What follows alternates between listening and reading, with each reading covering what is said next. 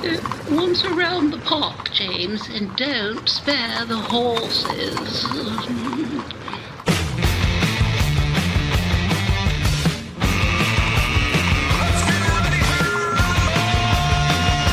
It's showtime.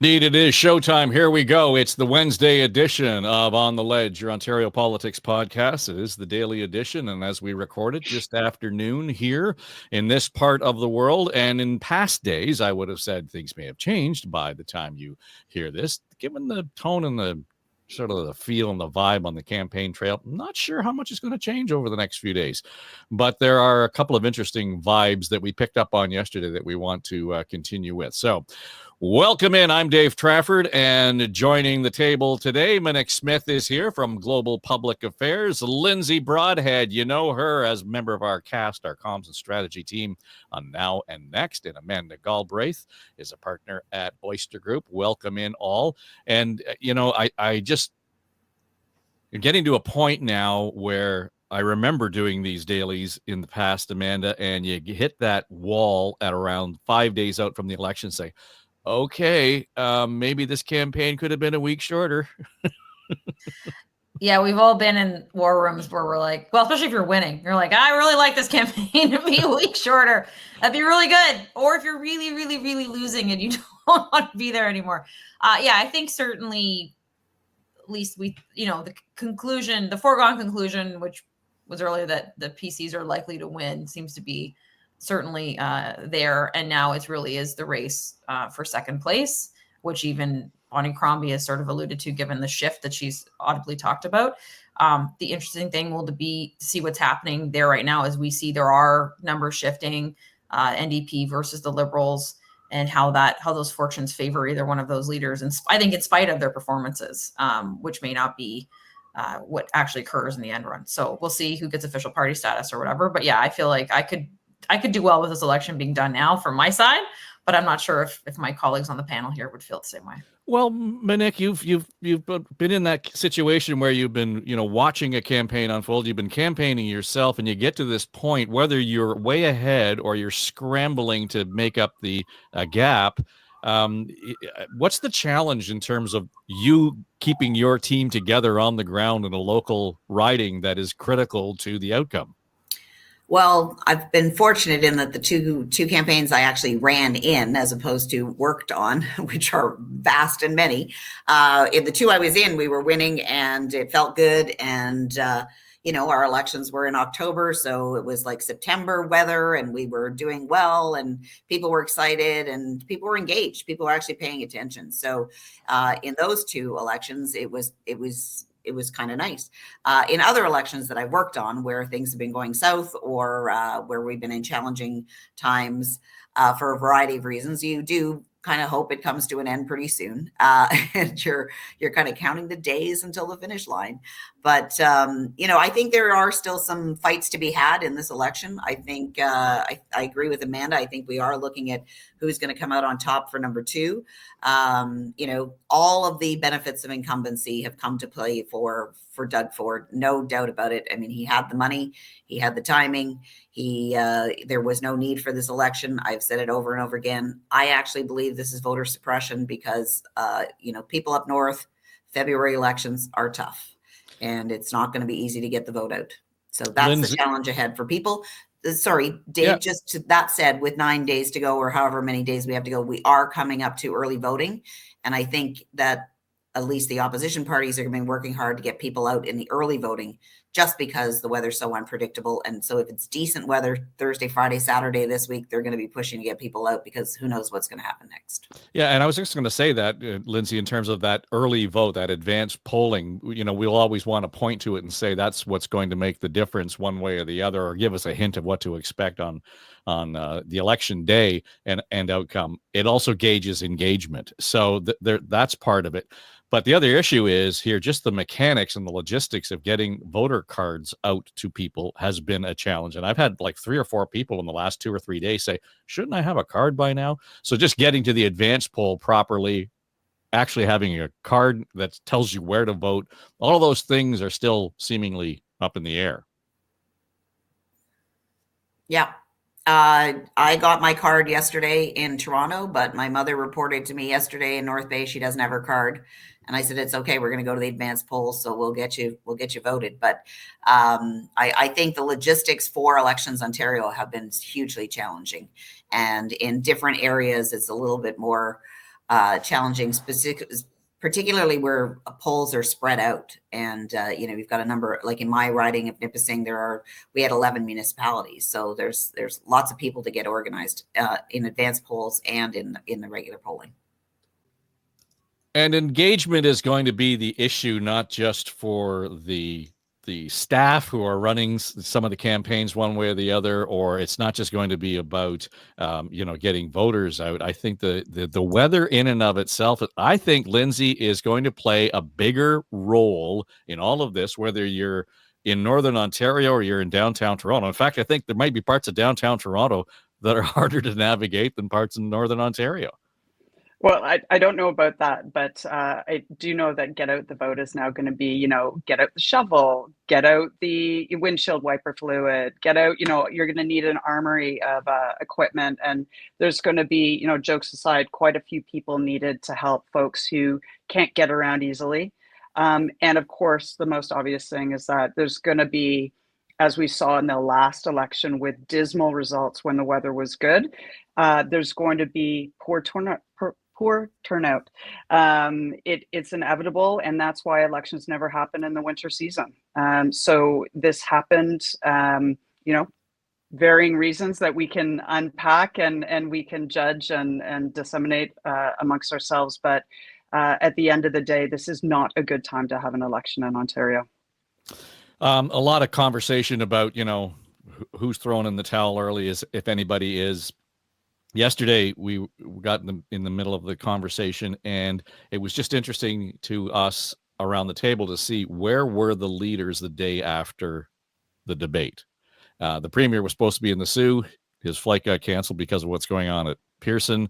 But Amanda, it was noted that Bonnie Crombie in Hamilton making an appeal for the NDP vote.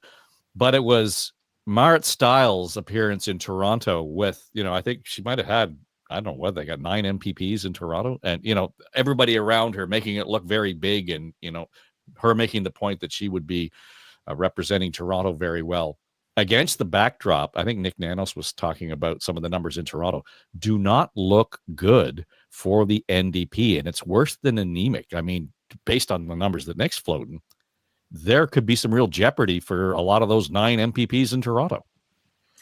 Yeah, it's wild, actually, because, and I think honestly, this is a case of where, and I say this to my friends on the Liberal campaign and my friends on the NDP campaign, but this is to me a case of it's not so much what those two campaigns are doing, but in fact, the impact of what's happening federally is really, I think, trickling down, which is, the departure of Justin Trudeau from the Liberal brand, the boy of Mark Carney's kind of taken that handcuff off of the Liberal band provincially. And we're seeing, I think, a bit of a bump there. I also think the NDP campaign, while visually looks great, has yet to really punch through. Unlike Bonnie Crombie's campaign, which may be a little less polished, to put it mildly, although they've gotten better, but has a lot scrappier and kind of grabbing those viral moments to punch through at times when maybe the rest of us kind of scratch our heads, like, why are we talking about push-up contests, right? So I think that's happening. I also think, unfortunately, Merit is being dragged down again by her federal cousin, Jagmeet Singh, who's nowhere and continues to be nowhere and continues to be a drag on that party. So, it's interesting to see how this is evolving. But to me, this spells real challenges for the NDP. And it's not just polling, like I'm actually doing kind of like my other work, my Oyster Group hat, doing a little project with BetMGM, who's actually started doing odds betting in Ontario around political events, which is cool to me because I bet on sports, football occasionally, but not a politics. I know more about that.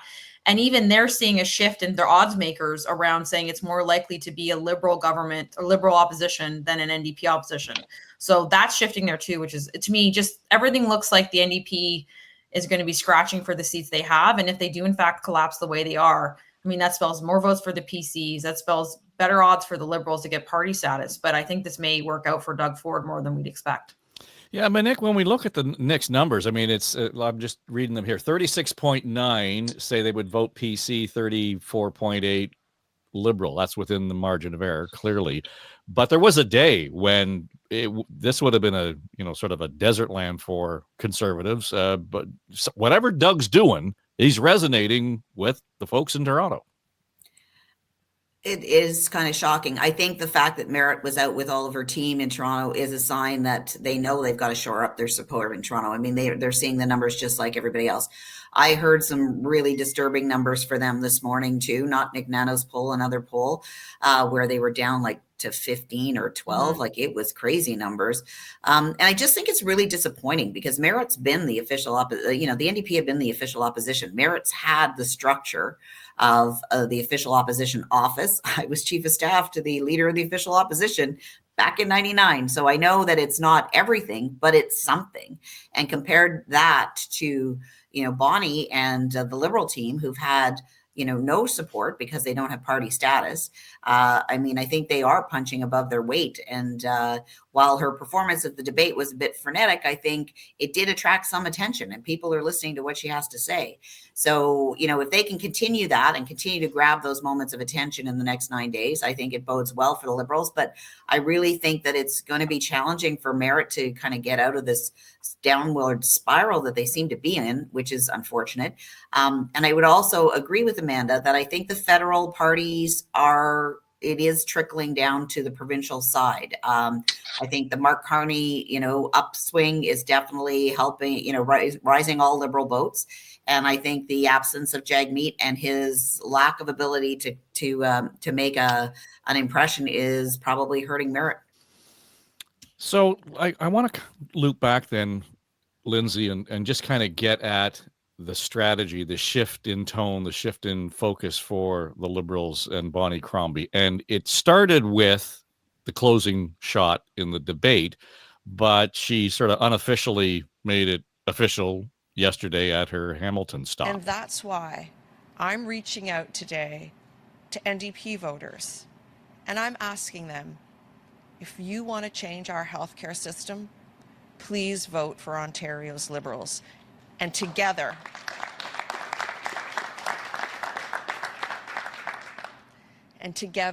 we can change the government.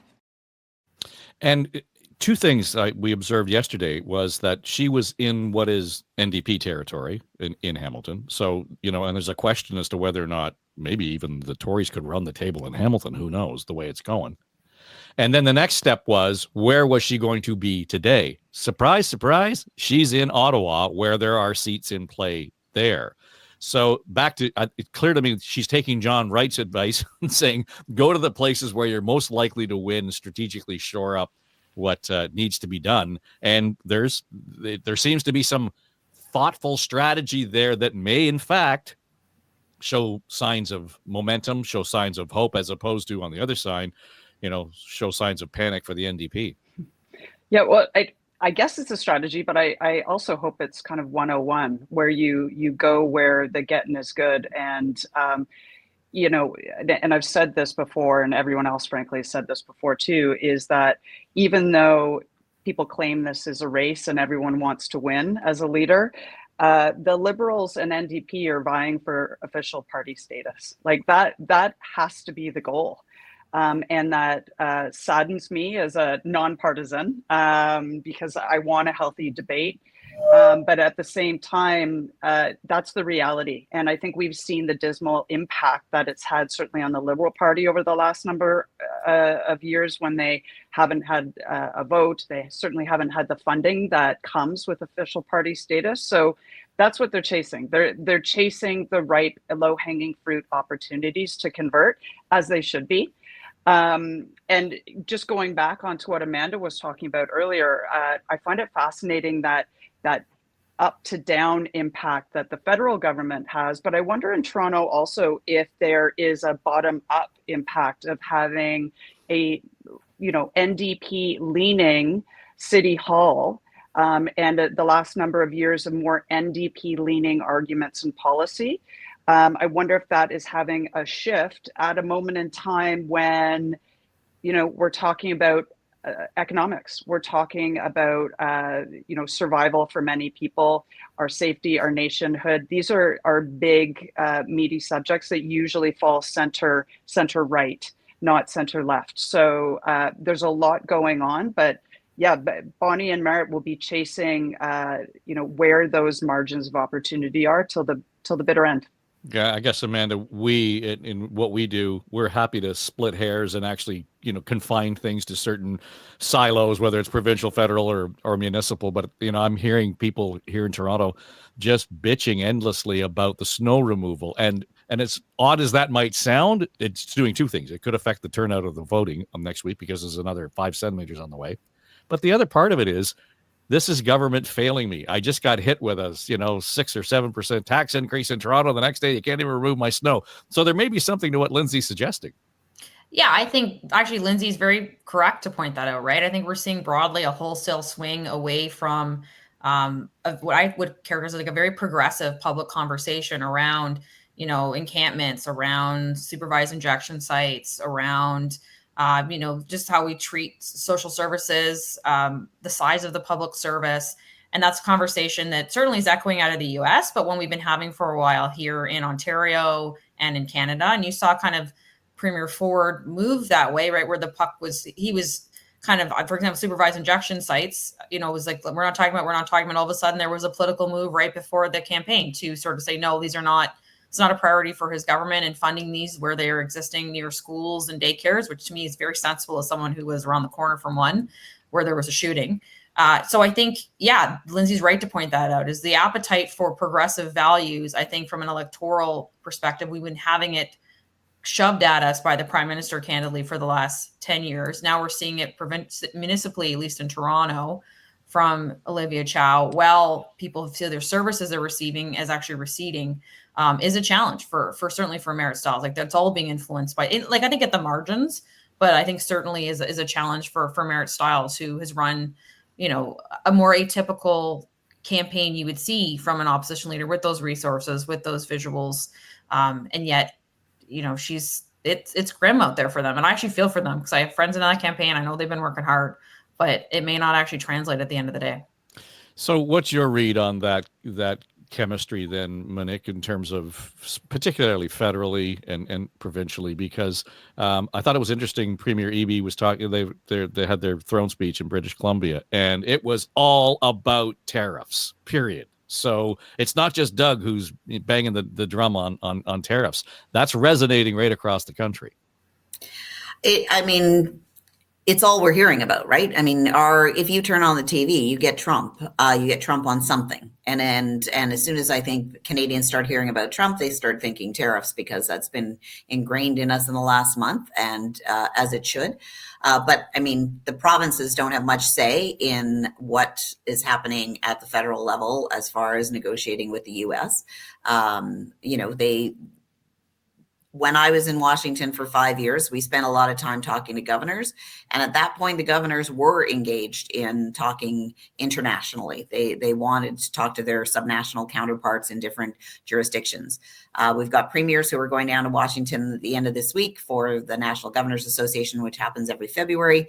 I'm not sure if the governors are going to be as interested, because right now they're having, their own existential crisis with their own federal government, talking about doing away with FEMA, the federal emergency response, talking about, stopping a lot of projects that are going on in their particular states, because it's not what Trump wants to move forward with. So they've got their own issues to deal with. I'm not sure that they're going to be as open to the provinces being there.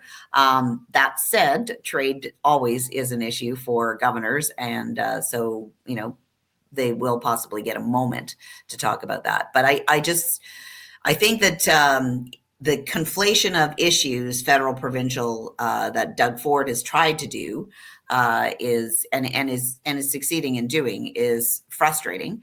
But I think there's also a conflation on parties, and as Amanda said, and Lindsay also chimed in on, I think that the rising tide of the federal Liberals is helping Bonnie, and the diminishing tide of Jagmeet is not helping Merritt.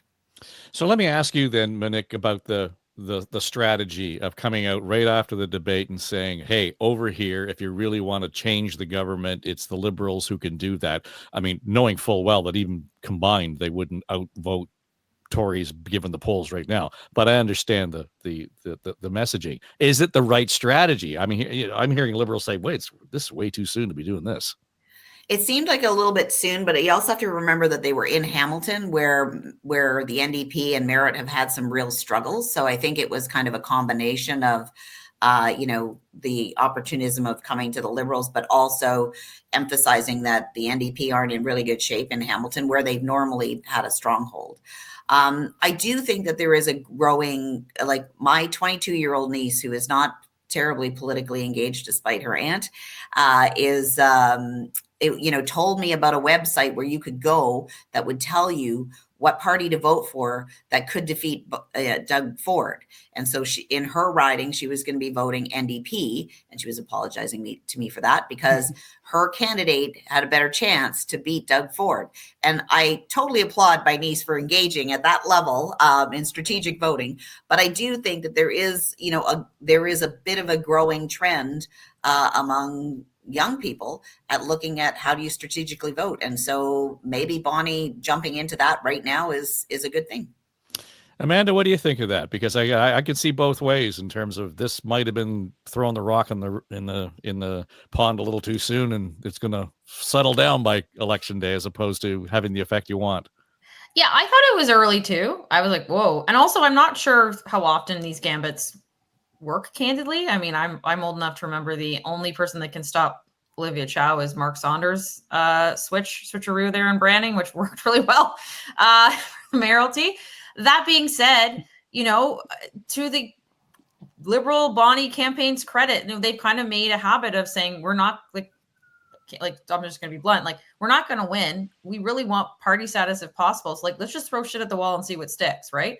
So if we do this early enough, maybe because that really is the conversation right now: is who are they going to get official party status or not? Is Bonnie going to win her seat?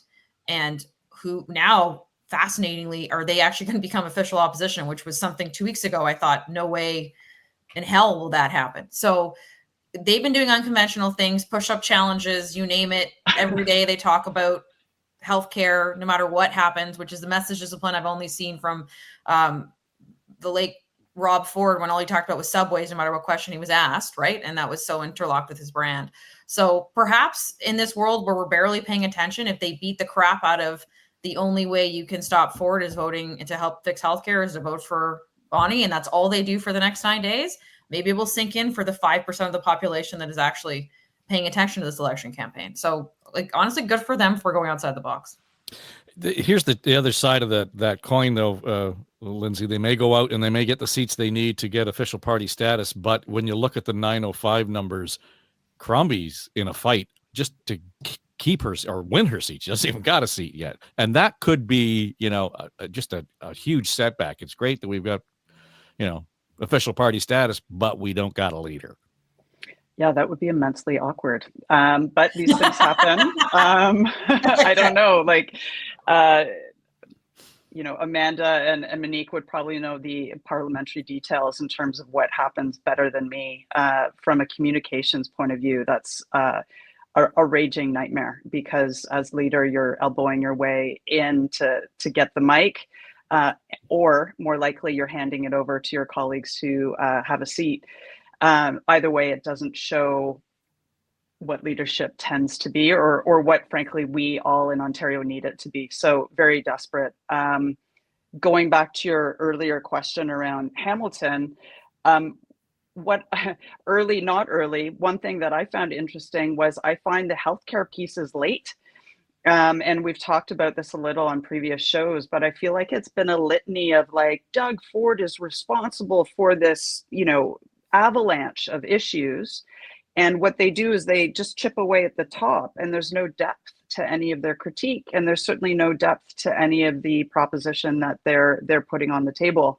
Healthcare should have been the issue that was harnessed and mobilized and brought forward in a campaign in a far more intelligent way than it has. So I think it's late to the game on issue. early to the game, perhaps, in terms of begging for others' votes. But on issue, I think it's been actually poorly formatted and late to the game. Just if we go back to what they're up to today, as I pointed out, they're in Ottawa, the Liberals, that is, Amanda. And what I found interesting is that the question of where's the premier came up. And so I can see where vote for us because we can defeat him. And then the other side of it is, how do we hold Doug accountable? Bonnie stepped off script and kind of, I thought, made some good points in terms of where is he going to be. He'll dance around it, but I wonder whether or not this question is going to become part of the narrative over the next 8 days. He should have the balls to say it to my face. That's what I'm saying to him right now. You got something to complain about? Come to me. Show your face. Where has he been? Where has he been? He called an early unnecessary election at the cost of $189 million. He's been absent for 50% of it. Okay, a couple of days went to Washington. Where has he been? Where is he today? He's been absent. And that's taking voters for granted. That is disrespectful. Show your face and be accountable for your record. Tell the 2.5 million people that don't have family doctors, explain to them why they don't. Be accountable and be a leader. And she was responding to a question. I love that. The energy. Right? She was responding to a question about digging up details on one of her candidates in Ottawa, and she nailed it. But if nothing else, good rehearsal for leader of the opposition. Yeah, I mean, for sure. Part of me is like, does Bonnie need like a Xanax and a glass of wine or something? Like, she gets pissed. I think, and the premier's, I believe he's in the north today, is my understanding, or he will be in the north soon or something. Anyway, listen, the premier's been doing what the premier does. He's out and about. He's went to Washington. Yes. He's been visiting, riding. He's racking up all these endorsements from labor unions, which is smart, right? Piecemeal, small pieces. But I think it's building a narrative for him.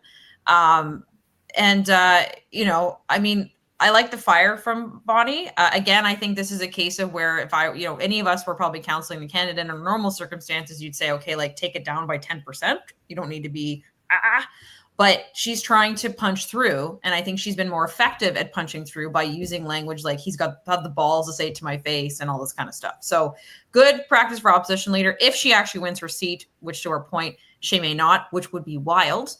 And I think they'll give the Liberals a real crisis of what to deal with. And I'm sure Monique has thoughts on that. But I think the premier has been running a very successful campaign where he is going to, mostly, lots of the seats are safe. Like he'll be probably going, my guess is to wherever there's swing or where there's opportunity, probably with this NDP collapse. If it continues, he'll be going there.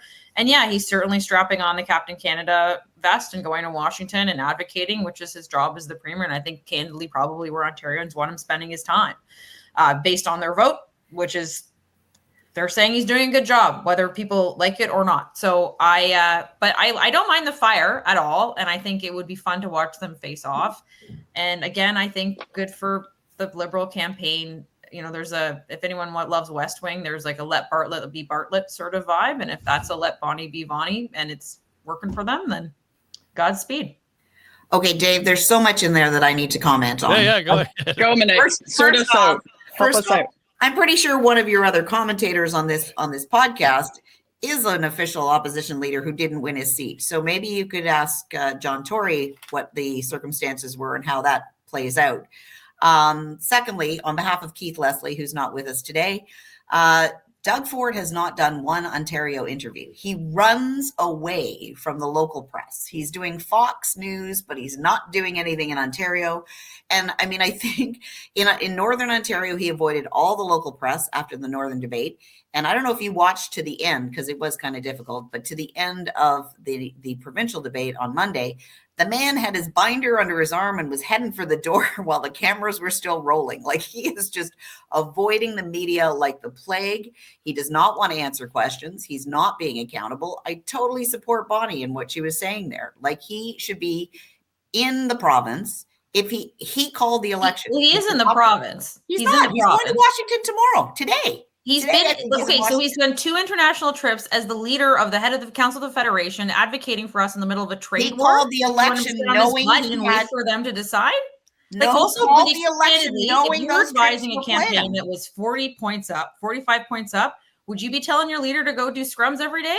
Because anybody that's telling their leader who's 45 points up to do scrums with media, who are broadly, even as a member who has a show on a national radio, like we are irrelevant as far as the success of voters. They've proven that time and time again. So is Pierre Poilievre. And by the way, so is Mark Carney up in Ottawa, who's not rushing to do interviews with any national press here. Mark Carney just did 20 minutes with Rosie Barton. Finally, because everyone is jumping at the gills, and I think Liberals have less of a constitution to withstand those kind of criticisms. But like, he's ahead. He should not do a single media interview until after the election. That's what I tell him to do. Okay, so there's no latency here, clearly, because you're just talking over each other. So hold on. But it just, and I appreciate the strategy here, Amanda. I get it. I mean, it just, I'm the recovering news director. I get it. But at the same time, when we do have local issues, when we do have an issue that needs to be addressed, it's not out of whack to consider that to be disrespectful of the community itself. I mean, to be going door to door and doing door knocks is one thing. They don't do the debates. They don't do their town halls. They don't talk to local media. That's just disrespectful.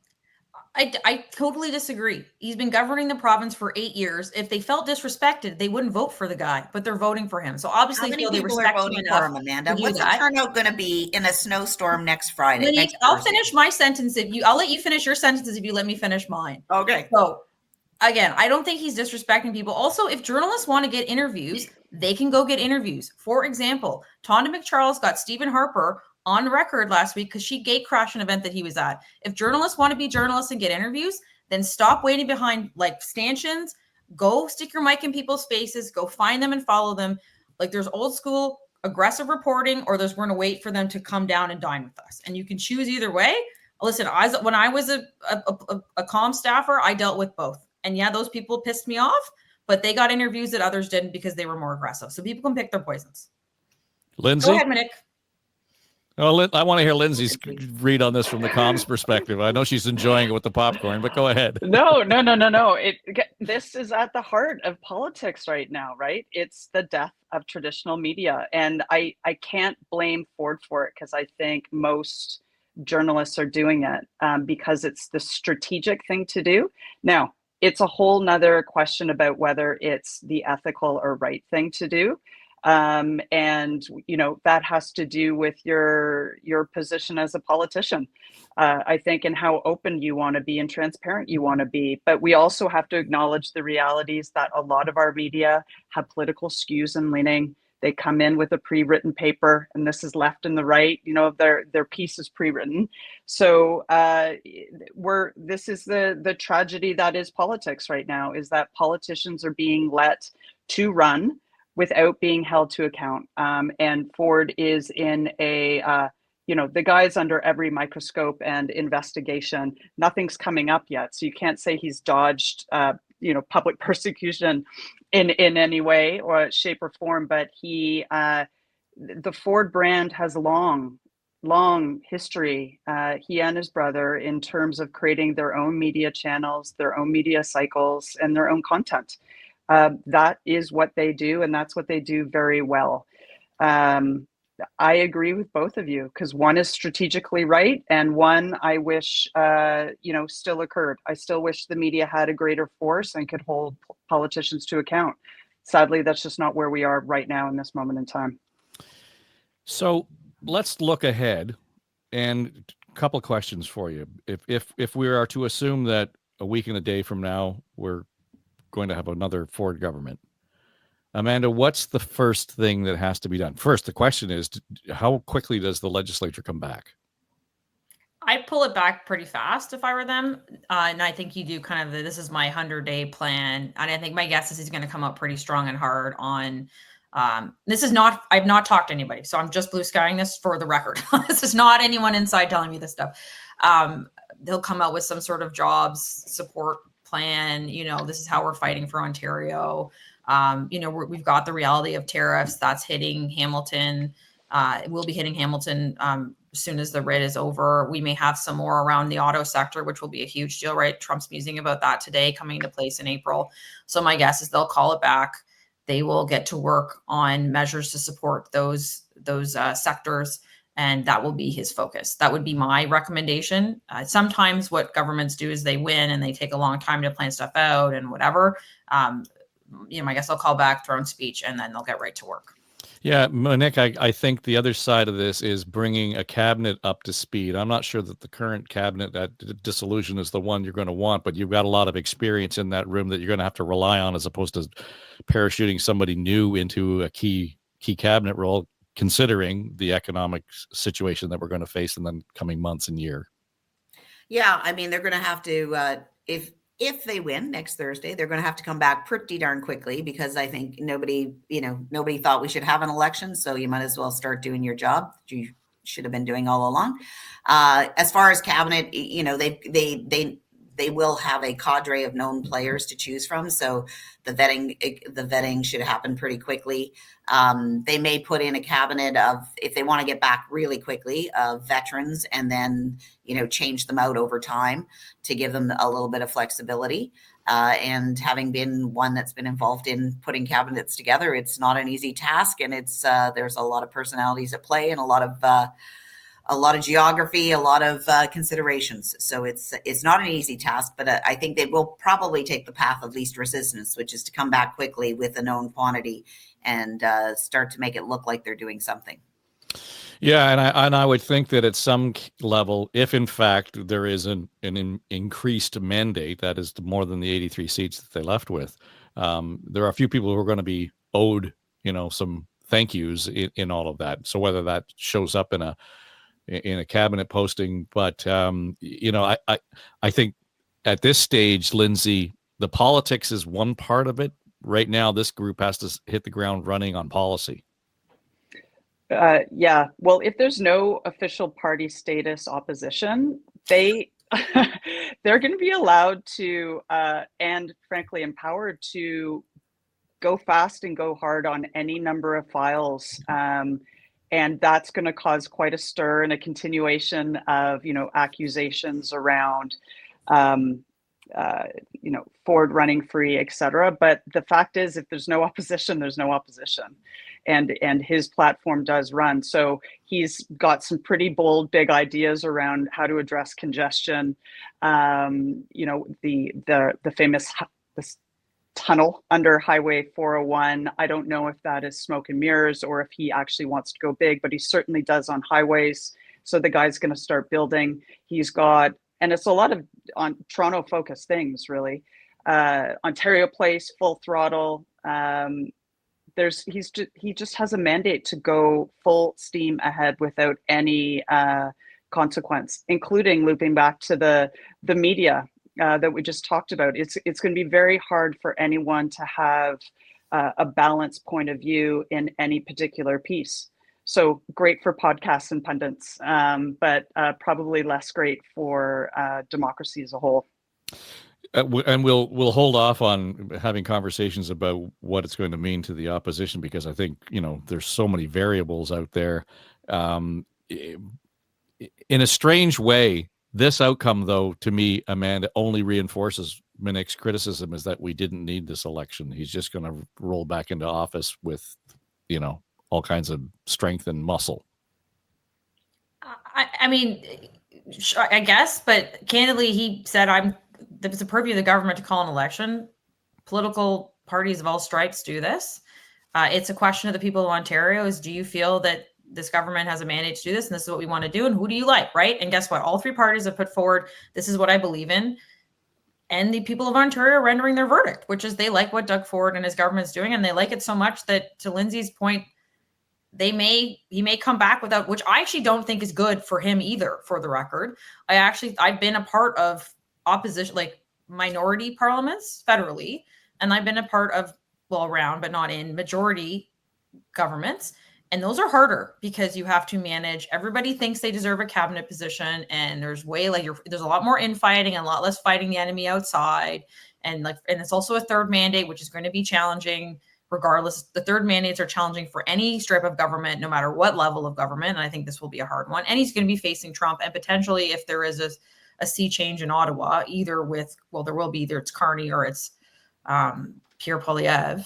Pierre Poilievre government is not going to be easy on a Doug Ford government, not even a little bit. So I think it's actually going to be really rough sails for him going into the next bit. But to me, the was beating the drum on the election that was of no point. Like fair, like sure, I understand why the opposition's making that point, or people are opposed to making that point.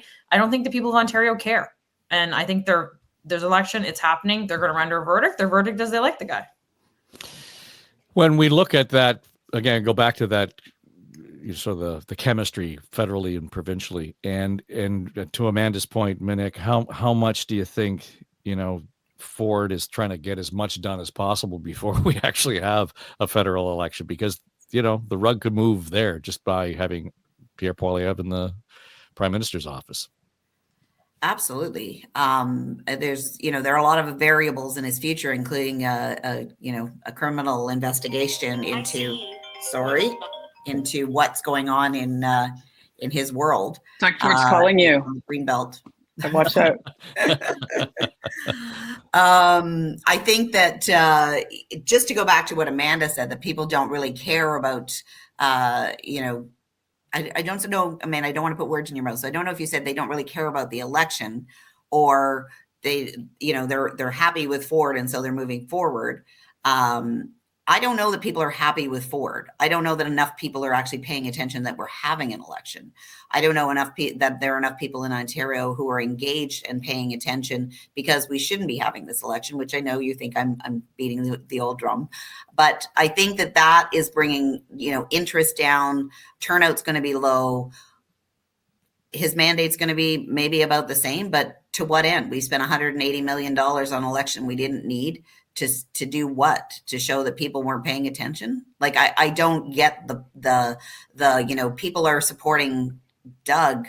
I don't believe that. I don't believe that his numbers reflect where people really are. I think the numbers reflect people not paying attention. Well, our friend John Wright will say that, remind us all, as he wants to do, you only need 37% to get the majority government. So it's not unusual for that, whatever, 50 odd percent or 40 odd percent or whatever it happens to be, could be against you, and you could still get, into government situations. So that's kind of the dynamic we're facing. I'm not sure how excited people get about it in our part of the world, because we want to have something to talk about, and we came into this hour thinking there wasn't much to talk about, but guess what? Thank you all. That was a spirited conversation. Lindsay Broadhead, Monique Smith, and Amanda Galbraith, and regular contributors to our Traveling Wilburys team here on the Ledge, and it's just been great to kind of have folks be able to dip in with that level of experience and insight. And if you want to get involved in the program, by all means, just a reminder again, we've got the talkback button. You can go to my website, davetrafford.com, leave your message. And if it's suitable, there's a few in there. Some of them not really suitable. We'll include them in the program by all means. davetrafford.com, hit them, talkback message, and away we go. All right. So that'll do it for us today for February 19th.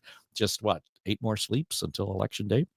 It's On the Ledge, your Ontario Politics podcast, the daily edition for Story Studio Network.